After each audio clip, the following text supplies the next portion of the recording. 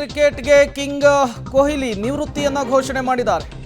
ರೋಹಿತ್ ಬಳಿಕ ಕೊಹ್ಲಿ ಕೂಡ ನಿವೃತ್ತಿಯನ್ನ ಘೋಷಣೆ ಮಾಡಿರುವಂಥದ್ದು. ಟೆಸ್ಟ್ ಕ್ರಿಕೆಟ್ಗೆ ನಿವೃತ್ತಿಯನ್ನ ಘೋಷಣೆ ಮಾಡಿ ಅತ್ಯಂತ ಕಠಿಣಕರ ನಿರ್ಧಾರ. ಇಂಗ್ಲೆಂಡ್ ಪ್ರವಾಸದ ಹೊತ್ತಲ್ಲೇ ಕೊಹ್ಲಿ ನಿವೃತ್ತಿಯನ್ನ ಘೋಷಣೆ ಮಾಡಿರುವಂಥದ್ದು.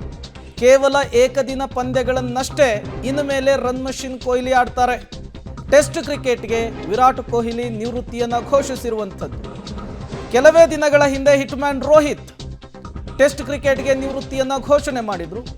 ಅದು ದೊಡ್ಡ ಮಟ್ಟದ ಶಾಕ್ ಕೂಡ ಆಗಿತ್ತು ಭಾರತೀಯ ಕ್ರಿಕೆಟ್ ಜಗತ್ತಿಗೆ.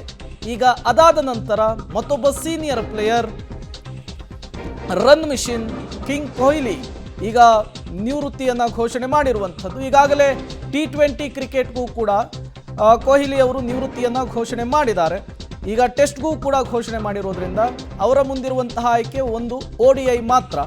ಒನ್ ಡೇ ಮ್ಯಾಚ್ಗಳಲ್ಲಿ ಮಾತ್ರ ಇನ್ನು ಮೇಲೆ ಕೊಹ್ಲಿ ಕಾಣಿಸಿಕೊಳ್ಳುವಂಥದ್ದು. ಇಂಗ್ಲೆಂಡ್ ಪ್ರವಾಸದ ಹೊತ್ತಲ್ಲೇ ಕೊಹ್ಲಿ ಈ ಮಹತ್ವದ ನಿರ್ಧಾರವನ್ನು ಘೋಷಣೆ ಮಾಡಿದ್ದಾರೆ. ಇನ್ನು ಮೇಲೆ ಕಿಂಗ್ ಕೊಹ್ಲಿ ಅವರನ್ನು ನಾವು ಒಂದು IPL ಇಲ್ಲ ಅಂದರೆ ODI ಮ್ಯಾಚ್ಗಳಲ್ಲಿ ಮಾತ್ರ ನೋಡಬಹುದು. ಈಗಾಗಲೇ T20 ಕ್ರಿಕೆಟ್ಗೂ ಕೂಡ ಅವರು ನಿವೃತ್ತಿಯನ್ನು ಘೋಷಣೆ ಮಾಡಿರೋದ್ರಿಂದ, ಈಗ ಟೆಸ್ಟ್ ಕ್ರಿಕೆಟ್ಗೂ ಕೂಡ ನಿವೃತ್ತಿ ಘೋಷಣೆ ಮಾಡಿರೋದ್ರಿಂದ ಇನ್ನು ಮೇಲೆ ODIನಲ್ಲಿ ಮಾತ್ರ ಅವರು ಕಾಣಿಸ್ಕೊಳ್ತಾರೆ. 123 ಟೆಸ್ಟ್ಗಳಲ್ಲಿ 9230 ರನ್ಗಳನ್ನು ಕೊಹ್ಲಿ ಗಳಿಸಿದ್ದಾರೆ. ದೊಡ್ಡ ಮಟ್ಟದ ಸಾಧನೆ ಮಾಡಿದ್ದಾರೆ. ಈಗ ಟೆಸ್ಟ್ ಕ್ರಿಕೆಟ್ಗೆ ವಿರಾಟ್ ಕೊಹ್ಲಿ ವಿದಾಯವನ್ನು ಹೇಳಿದ್ದಾರೆ.